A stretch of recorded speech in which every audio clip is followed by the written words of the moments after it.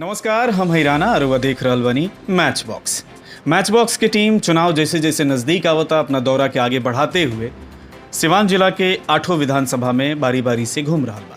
आज के जौन दौरा बाटे ई गोरिया कोठी विधानसभा में बा और गोरिया कोठी विधानसभा में जब हम पहुंचल बानी तब मन कैलस कि आज ओह आदमी से मिली, ओह परिवार के लोग से मिली जे परिवार के सत्ता आज़ादी से पहले से बा।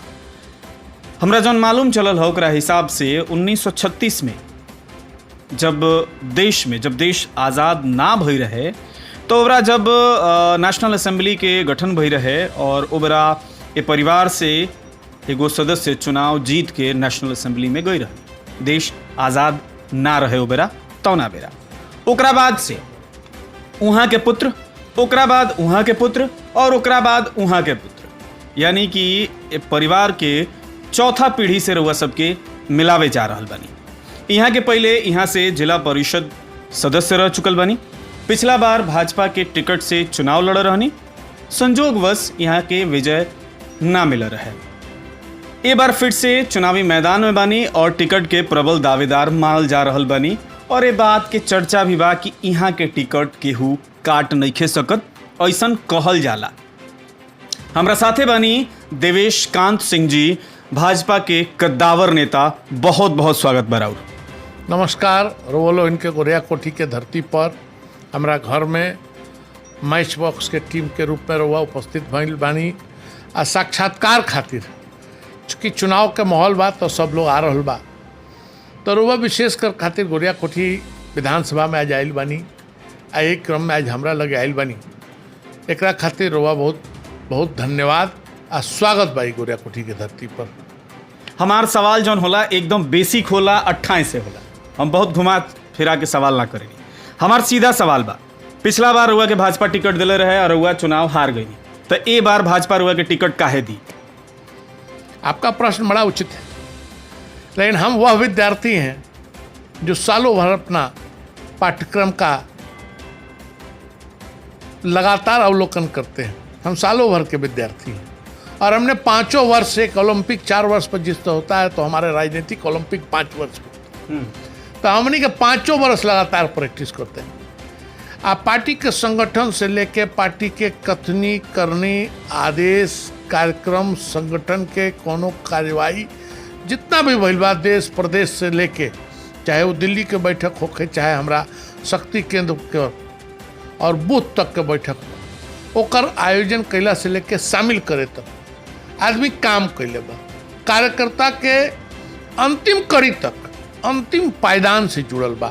जौन पायदान हमार बूथ बा, ओकरा अंदर जौन सप्तऋषि बा, ओमे भी जौन कार्यकर्ता आज अभी हम रुआ सवेरे समय मंगले रही, तो हम कहनी कि हम आज एक कार्यकर्ता के निधन, हमारा बूथ के एक सप्तऋषि के बूथ नंबर 1 पर नौतन गांव में हेतिमपुर पंचायत में मौत हो गई 3-4 दिन पहले। हमारा जानकारी विलम्ब से भई, हमू अस्वस्थ भइल रही, तो हम सबसे पहले आज जैसे मौका मिलल तो हो जा गई रही। तो हमने के अंतिम पायदान तक कार्यकर्ता से, जनता से जुड़ल बानी सब, और यह आधार पार्टी देखेला कि जौन आदमी से जुड़ल रही उहे चुनाव में पार्टी के विधानसभा स्तर पर जीत दिला सकता या नेतृत्व कर सकता। बाकी सब चीज़ प्रजातंत्र में और लोकतांत्रिक पार्टी में होला, और लोग भी प्रत्याशी के उम्मीदवार के महत्वाकांक्षा कार्यकर्ता के रूप में रखेला।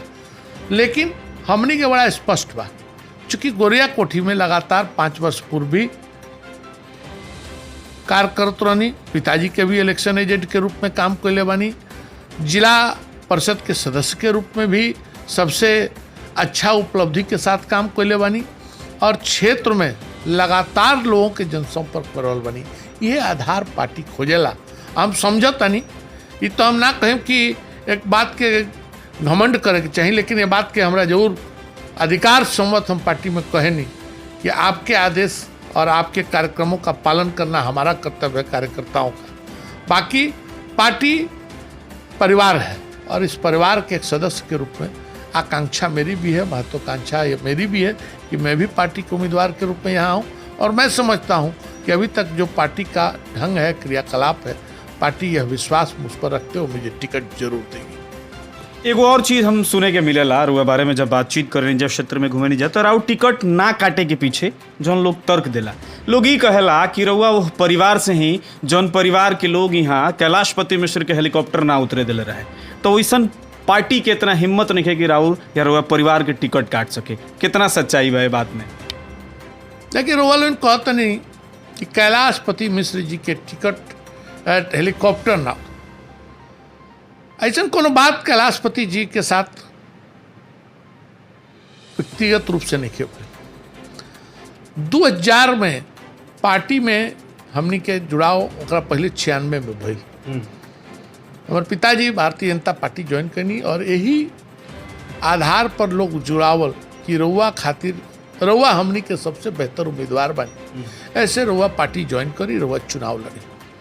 दुर्भाग्य से ऐसा कुछ परिस्थिति भइल, हमारा पिताजी के चुनाव में टिकट ना मिला और 2000 पहला बार रहल गोरिया कोठी के धरती खातिर कि गोरिया कोठी के जौन धरती पर कांग्रेस पार्टी के टिकट लगल, कृष्णकांत बाबू के ना मिलल तो मोहन बाबू के मिलल। कांग्रेस पार्टी के टिकट अगर मोहन बाबू के मिलल तो कोनो कांग्रेस और से कृष्णकांत बाबू चुनाव लड़ले। ओकरा बाद मोहन बाबू जनता दल से लड़ले, राष्ट्रीय दल के रूप में, क्षेत्रीय दल के रूप में, अजीत कुमार सिंह के रूप में मंत्री भइले। कृष्णकांत बाबू लड़ले। कृष्णकांत बाबू के बहन शकुंतला सिंह जी भी वही समय में बीहट से, बेगूसराय से कम्युनिस्ट पार्टी के रूप में विधायक भइली। कृष्णकांत बाबू के पिताजी भी नारायण बाबू 2 बार रउआ 36 कहनी, हम रउआ से बताओ तनी ओकरा रउआ अपडेट कर ली।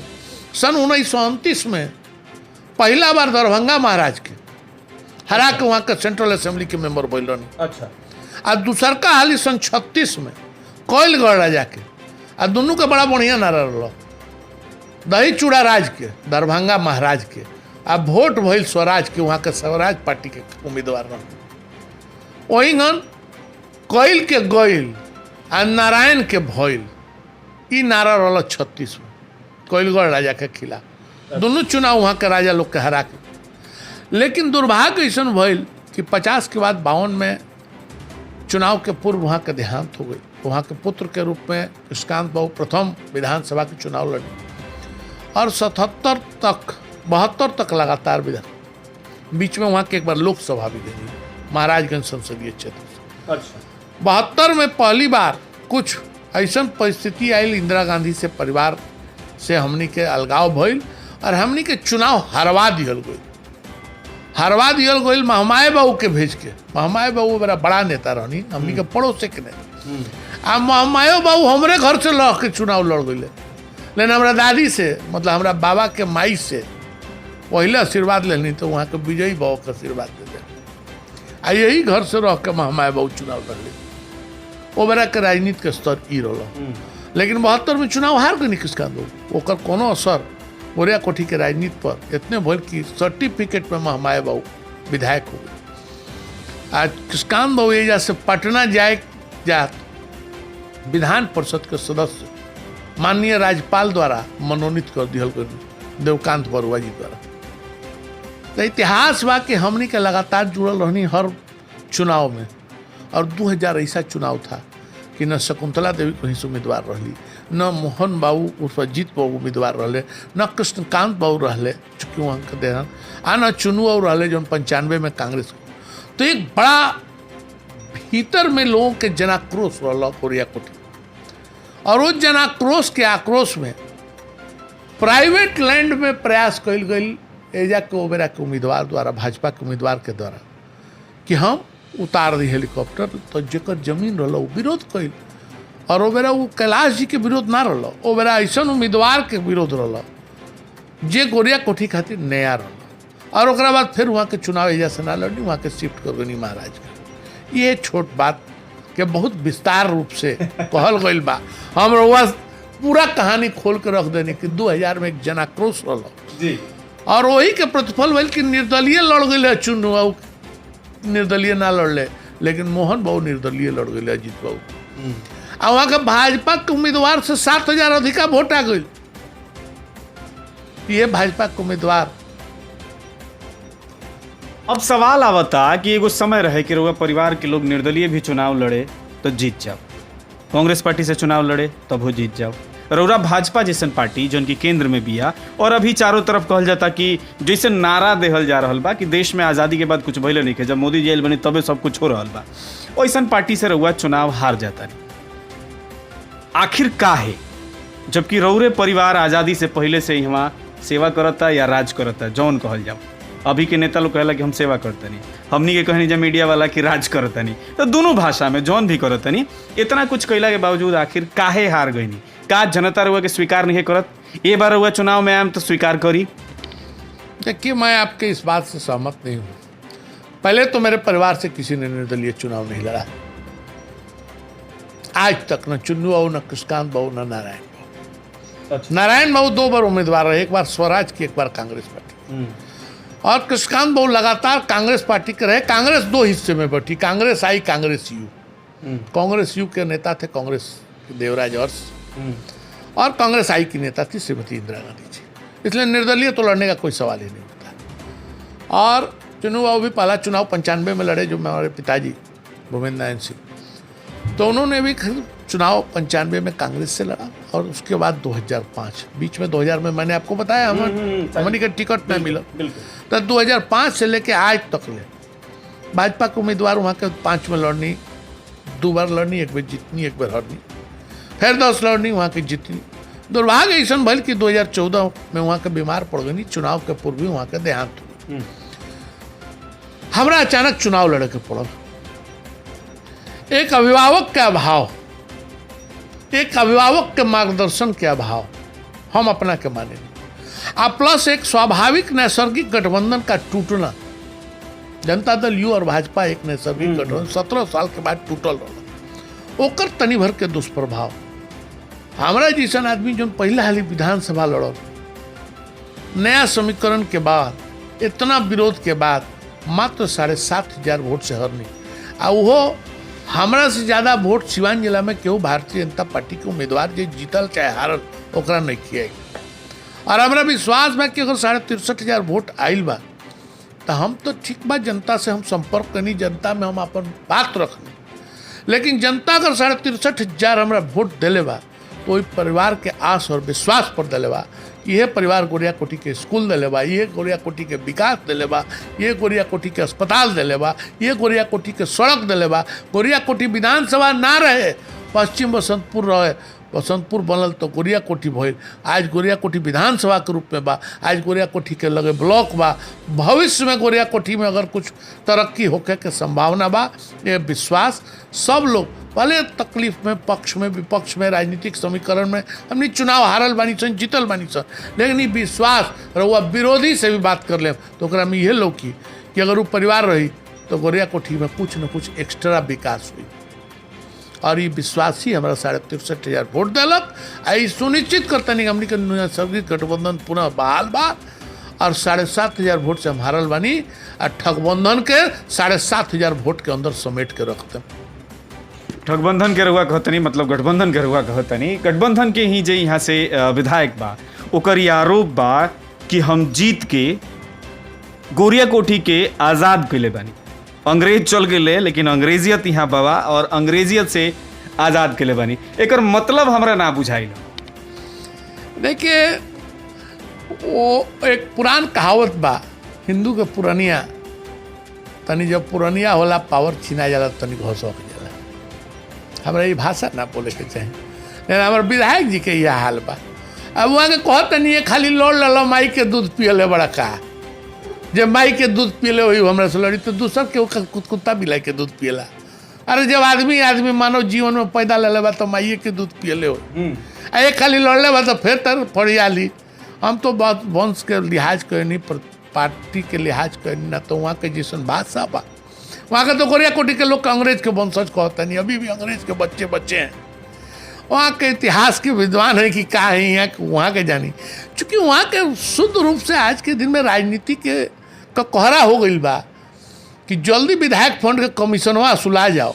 आज जितना ठेकेदार के ठेकेदारी अलॉटमेंट भइल बा कमवा लाग जाओ, काम लागे चाहे ना, हमार कमीशनवा दिया जाओ, कहें कि विधायक की तो अब दोबारा नहीं किया के।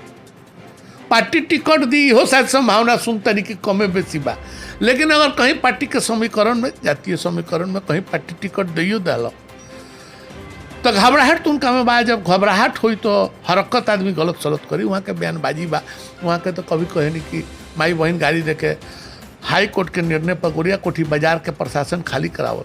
हमरा लगे वीडियो रिकॉर्डिंग बा, हम लोग देखा सकते नहीं कि गर्दन काट दो। कोई आता है उसको माँ बहन का उन्होंने गाली दिया, कोई आता है धरना बैठो, माँ बहन का गाली देते हुए कहा कि वैसे लोग का गर्दन काट लो। वहाँ के कुछ कह सकते नहीं। वहाँ के बात के ए बड़ा दूध भात मानल जो, जैसे लड़काई में खेली सन्नू तो बूढ़ पुरानिया नहीं कौन चल पाओ तो भाई उनको दूध भात मान लो, दौड़ में शामिल मत करा, चाहे लड़का के दूध भात मान लो। हम अब वहाँ के दूध है भात मान ला, बात बराबर बा। हम जब गोरिया कोठी विधानसभा में घूमत रहनी है ग्राउंड रिपोर्टिंग करे खातिर, अभी रुआ लगे आवे से पहले हम 5-6 गो गाँव में गई रहनी है। जब वहाँ गईनी है जौन की बाढ़ प्रभावित गाँव रहा, गाँव के लोग में बड़ा आक्रोश बाटे सबका प्रति। हम ही ना कहम कि रउआ प्रति, हमने ना कहम कि वर्तमान विधायक के प्रति, पूरा सरकार के प्रति और हर एक नेता के प्रति कि यहाँ केहू पूछे ना आई। जबकि लगातार नीतीश जी दावा कर रहल बानी कि सरकारी और रसोई कौन बा एगो चलत रहा, शेड लगा रहा चलत रहा। पप्पू यादव अइले एक दिन पूरा अपन अमला फमला लेके वो दावा करके गइले कि हम हई कहनी हऊ कहनी। लालू जी के लइका लोग घूमता लोग कि लालू की रसोई चलता।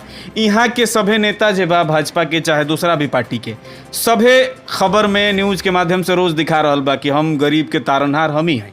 लेकिन फिर भी आम जनता नाराज बा बाढ़ में परेशानी से।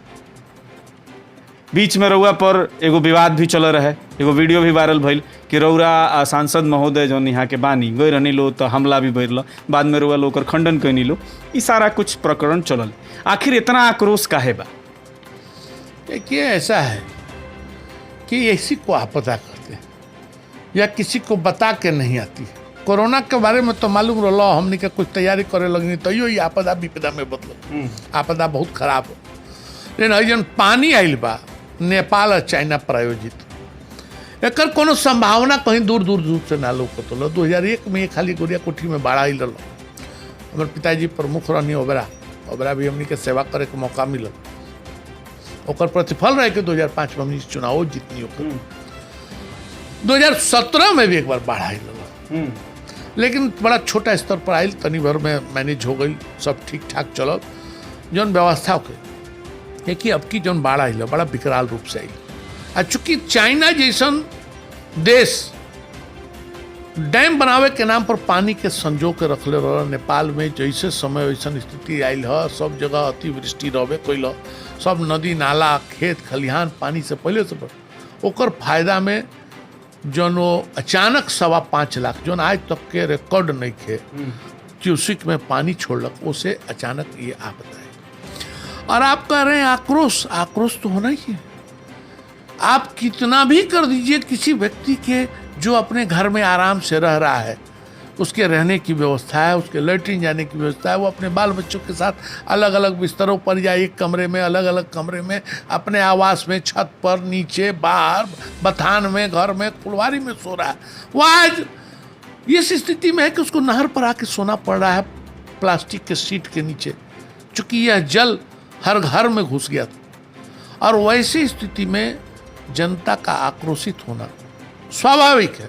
और रही बात काम करने की, हमारा काम करना है, जनता का काम है हमारा काम का सर्वेक्षण।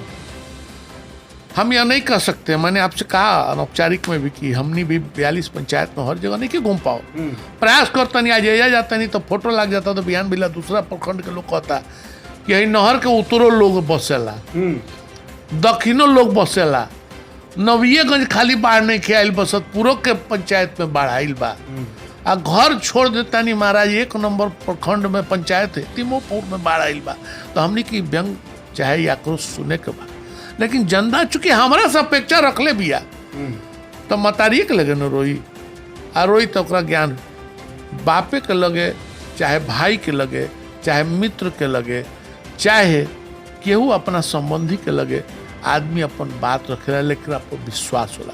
तो हम अपना के परिवार के रूप में रखले बानी पब्लिक, जे बुजुर्ग बा का बाप नियर माने नहीं, जौन नौजवान बा अपना छोट भाई नियर, हम उम्र के अपना मित्र भाई नियर, तो उनकर अपेक्षा स्वाभाविक रूप से हमरा से रही, तो हमरा से, लेकिन हमनी के जो प्रयास बा वह सर्वाधिक प्रयास कल गई बा। चाहे सामुदायिक रसोई किचन काफ़ी संख्या में हमनी के यहाँ 40-40 के संख्या में चलत रहा। बाकी देखी चुनाव के वर्ष बा तो तनी तरह तरह के व्यंग, तरह तरह के बात, नया नया उम्मीदवार आवेले तो कुछ कुछ खड़ा करावेले, करेले, उनको झेले के पड़ता। ऐसा बात नहीं है कि वो अले तो लोग उनका माला लेके स्वागत कर दिए। अब तो ऐसनो लोग आवता, पहले लोग कहे कि बरसात के बेंग, हम तो कहते नहीं अब कि बाढ़ के बेंग लोग ढेर आइल बा। बरसात के बेंग तो हर साल आवेला, लेकिन 2017 के बाढ़ में वो बेंगवा ना आइल रहे सब। लेकिन 2020 में चूंकि चुनावी वर्ष बा, ऐसे बरसात तो छोड़ी बाढ़ों वाला बेंग आइल बड़े सब। तो ओकर संख्या बहुत बा। आ वह लोग जोहर फैलावते ज्यादा। ए नेता आइल रहे, ए नेता तो 5 बरिस से ही जा बड़े।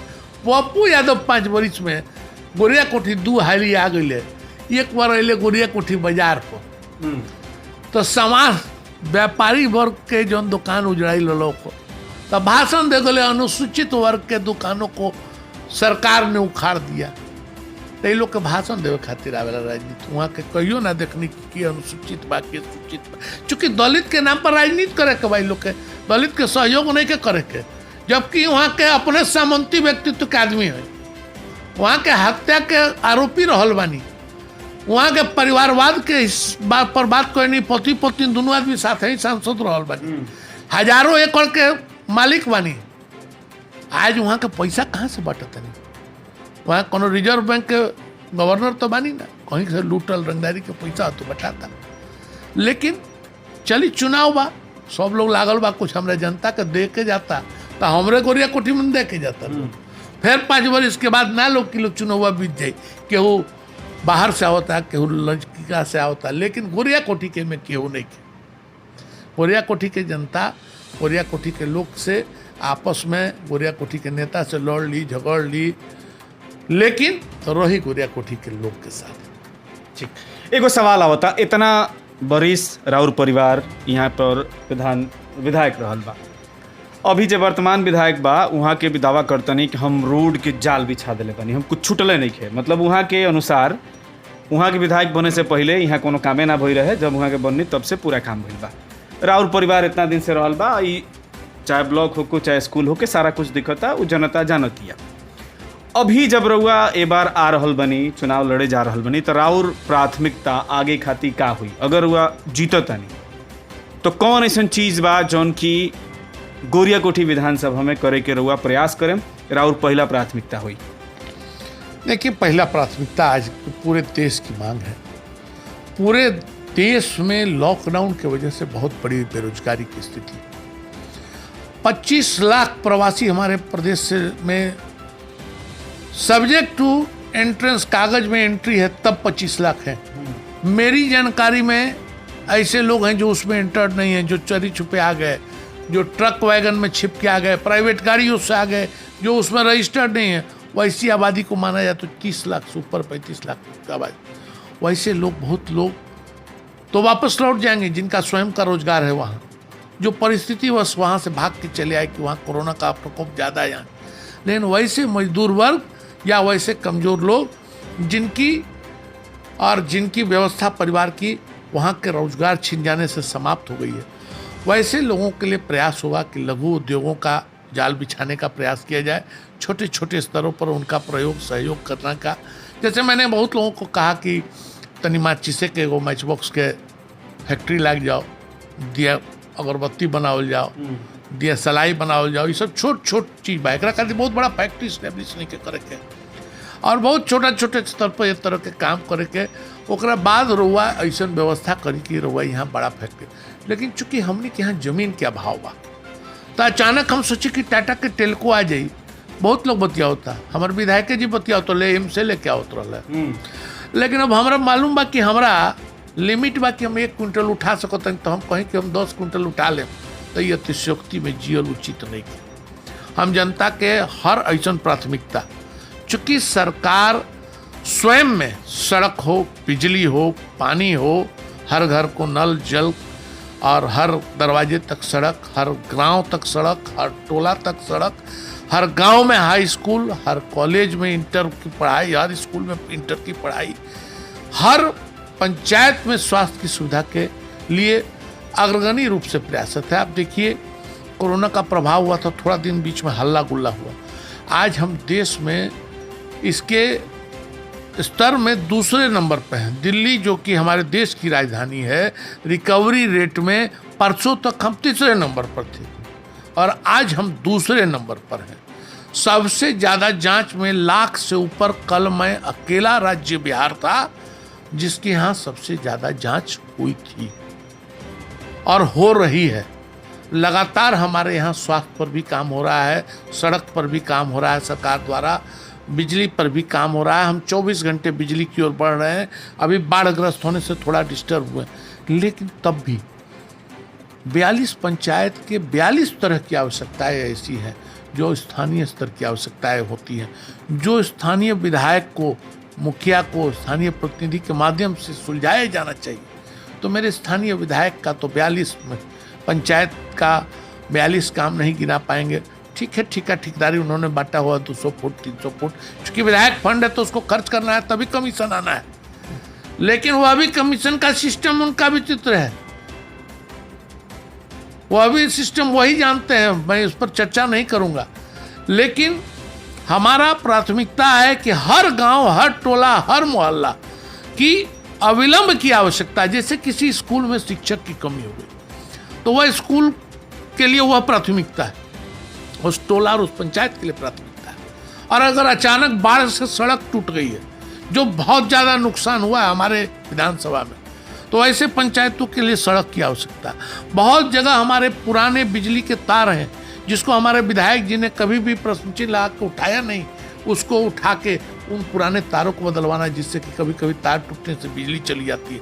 बहुत सारा बाढ़ में हमारे यहाँ पोल गिर गया है जिससे बिजली की, तो तुरंत जैसे पानी घटता है इसके लिए भी प्रयास होगा। और चुनाव के बाद तो इसको एकदम आक्रमण की मुद्रा में सरकार के तरफ से हम लोग काम करेंगे कि जितनी इस तरह की छोटी छोटी सड़कें हैं, टूटी हैं, बाढ़ ग्रस्त हुई हैं, उनको तुरंत और जितनी जल्दी उसकी व्यवस्था हो सके इसका प्रयास होगा, जिससे कि हमारे लोगों को, देखिए आज के दिन में कन्वेंस सबसे बड़ा, आवागमन सबसे बड़ी, आप बीमार पड़ जाएं, रात में आपको इमरजेंसी में जाना हो तो आपको सड़क होना आवश्यक है।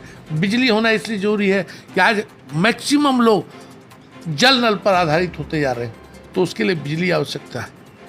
तो बिजली, सड़क, रोटी, कपड़ा, मकान, यह तो आवश्यकता है ही, लेकिन आपको देखना होगा स्थानीय जनप्रतिनिधि होने के नाते कि एक एक परिवार की क्या क्या आवश्यकताएं हैं और परिवार के अनुसार आवश्यकता को प्राथमिकता बनाना मेरा सोच है। ठीक, शॉर्ट में हम चाहें कि तनी छोट में एक जवाब रुआ दें, चूँकि बहुत लंबा बातचीत हमने के पहले ही कर चुकल बन जा।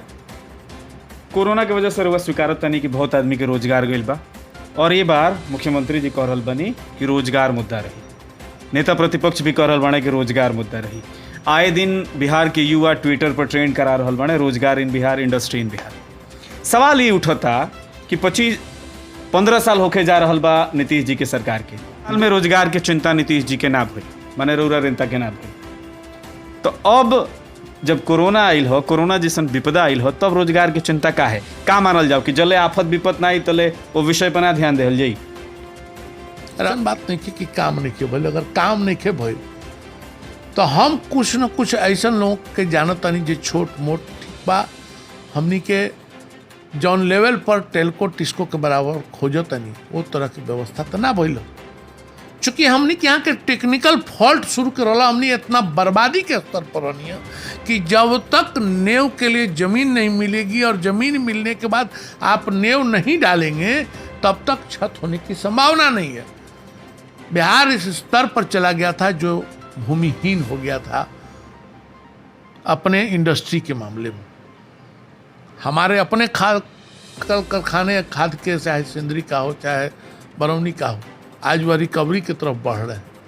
लेकिन यह स्थिति हो गई थी कि आपको विश्वास देना व्यापारियों में, क्योंकि व्यापारी आपके यहाँ से भाग रहे थे, आपके पास सड़कें नहीं थी, आपके पास बिजली नहीं थी, आज हमने 10-15 वर्ष के शासन में अपने आप को इस आधारभूत संरचना पर मजबूत कर दिया है और यह व्यवस्था हम दे रहे हैं व्यापारियों को कि अब हमारे व्यापारियों को यह विश्वास हो सके कि भारतीय जनता पार्टी और एनडीए और नीतीश कुमार के नेतृत्व वाली सरकार हमें भूमि भी उपलब्ध कराएगी, हमें बिजली भी उपलब्ध कराएगी, हमारी सुरक्षा भी करेगी, हमें आवागमन के लिए और अपने सामान को लाने और ले जाने के लिए सफल सड़क भी बनाएगी।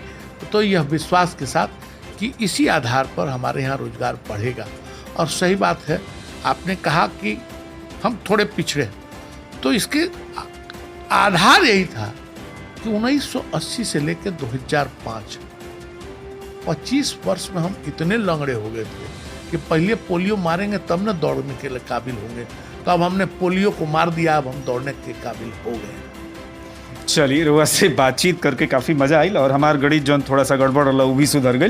बहरहाल रुआ हमारे समय देहनी और हमरा से बातचीत करनी हमरा काफ़ी अच्छा लगल। उम्मीद करतनी कि हमारा टीम से मिलके भी रुआ अच्छा लगल हुई। आपकी टीम में नौजवान हैं, आप नौजवानों से मिलते होंगे, आपने कुछ सोच समझ के हमारे यहाँ आने का काम किया हुआ या सोचा हुआ कि पार्टी के उम्मीदवार रहें। मैं भारतीय जनता पार्टी की तरफ से, एनडीए की तरफ से इस शुभकामना के साथ आपको विदा कर रहा हूं कि उम्मीदवार जो भी हो एनडीए का, गोरिया कोठी से एनडीए का विधायक चुन के जाने वाला है और बिहार में भाजपा की और एनडीए की सरकार बनने वाली है। पुनः आप चुनाव के हर्ष के माहौल में जीतने के बाद हमारे पास जरूर आएंगे। इस कामना के साथ आपको यहाँ आने के लिए धन्यवाद भी करता हूँ और विदा भी करता हूँ। चलिए, बहुत बहुत धन्यवाद। तो दर्शक बंधु, हमनी के बदकूचन रुआ दिखनी है, हमारा साथे रहनी है देवेश कांत सिंह जी, भाजपा के कद्दावर नेता हैं और यहाँ के अभी प्रबल दावेदार बने टिकट के गोरिया कोठी विधानसभा से भाजपा के। हमनी के बदकही जौन बा कैसन लागल ए बदकूचन के बारे में लिख के ज़रूर बताई। वीडियो के ज़्यादा से ज़्यादा शेयर करी। मैच बॉक्स के अभी तक सब्सक्राइब नहीं कैले तो कर ली। वीडियो देखला खातिर बहुत बहुत धन्यवाद।